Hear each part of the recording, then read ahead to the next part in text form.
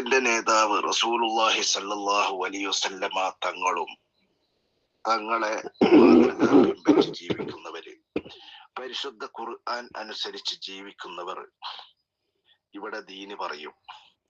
അതെ, അവർക്കേ ദീന് പറയാൻ പറ്റും. പരിശുദ്ധ ഖുർആനിൽ അള്ളാഹു പറഞ്ഞത് വിശ്വസിക്കുന്നവർക്കും റസൂൽ സല്ലല്ലാഹു അലൈഹി വസല്ലമയുടെ ചര്യ പിൻപറ്റുന്നവർക്കുമേ ഇവിടെ ദീന് പറയാനുള്ള യോഗ്യതയുള്ളൂ, അർഹതയുള്ളൂ. അവർക്കേ ദീന് പറയാൻ കഴിയും. സമസ്തക്കാർക്ക് അതിന് കഴിയില്ല. സമസ്തക്കാർ ഈ വകുപ്പിൽപ്പെട്ടവരല്ലല്ലോ.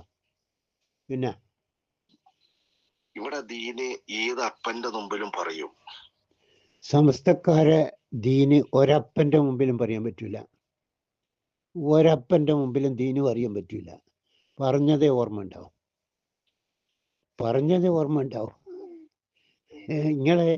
നിങ്ങളെ ഗുരുവായൂരപ്പനെ വിളിച്ചിട്ട് ഒരു കാര്യമില്ല. ഒരുത്തേന്ന് വിളിച്ചാലും കേൾക്കുകയില്ല, കാണുകയില്ല, അറിയില്ല. മറിച്ച് ഞാളെ മൈതീശങ്ങളാ എവിടുന്ന് വിളിച്ചാലും കാണുകയും ചെയ്യും, കേൾക്കുകയും ചെയ്യും, അറിയുകയും ചെയ്യും. അപ്പൻ്റെ മുമ്പിൽ പോയിരുന്നു പറഞ്ഞാണിങ്ങനെ. അപ്പൻ്റെ മുമ്പിൽ പോയിട്ട് നിങ്ങളെ ഗുരുവായൂരപ്പന് ഒന്നും കാണാനും കേൾക്കാനും അറിയില്ല. ഞാളെ മൊയ്തീശങ്ങൾക്കെല്ലാം കാണാനും കേൾക്കാനും അറിയാം. അതുകൊണ്ട് ഞാളെ മൊയ്തീശങ്ങളെ വിളിച്ചാൽ മതി ഒന്ന് പറഞ്ഞാണ്. ഈ ഒരപ്പൻ്റെ മുമ്പിലും പോയിട്ട് നിങ്ങൾ പറയില്ല.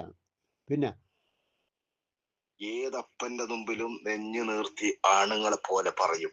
ഒരപ്പൻ്റെ മുമ്പിലും പറയില്ല. ഒരുത്തൻ്റെ മുമ്പിലും പോയിട്ട് പറയില്ല. അപ്പൻ്റെ പോട്ടെ, ഒരുത്തൻ്റെ മുമ്പിൽ നിങ്ങളെ ദീന് പറയാൻ പറ്റൂല. പറഞ്ഞതേ ഓർമ്മ ഉണ്ടാവും. പിന്നെ തയ്യാറുണ്ടോ? പ്രമാണം ഉദ്ധരിച്ചിട്ട് സംസാരിക്കാൻ ആരെങ്കിലും തയ്യാറുണ്ടോ ഈ ഗ്രൂപ്പില്? ഉറപ്പല്ലേ? പിറന്ന CK കല്ലേര് തയ്യാറാ? നിങ്ങൾ തയ്യാറുണ്ടോ?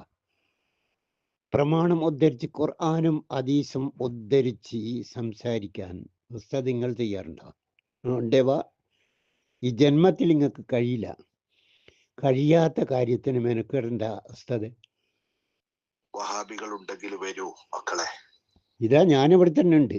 ധൈര്യം ഉണ്ടേവാ? പ്രമാണം ഉദ്ധരിച്ചിട്ട് അള്ളാന്റെ ദീന് പറയാൻ ധൈര്യമുള്ള ഏതെങ്കിലും ഒരു മൊയ്ലിയാർ ഈ ഗ്രൂപ്പിലുണ്ടേവാ?